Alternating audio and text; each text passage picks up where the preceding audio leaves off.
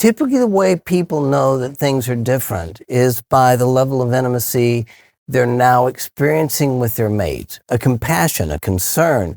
Even more importantly, it's not an effort for them trying to save the marriage.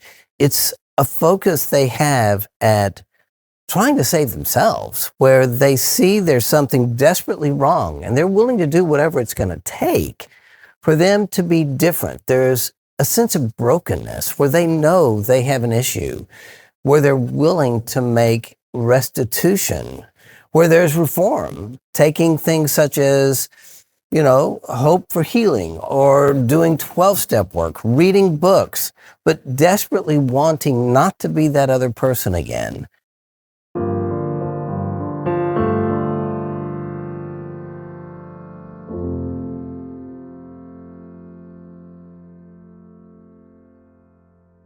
My husband was very skilled in his deception and lies. He kept his love affair with a coworker going over 3.5 years.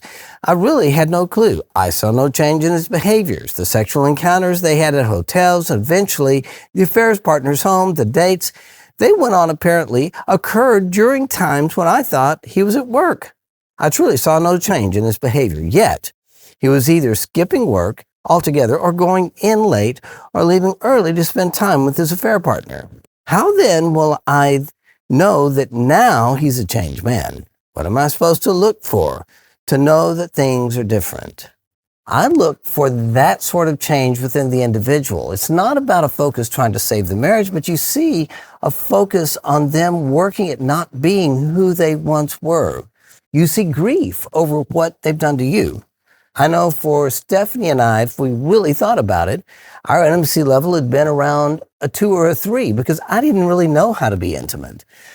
However, after we got into recovery and authenticity began to kick in, there was connectedness we'd never experienced.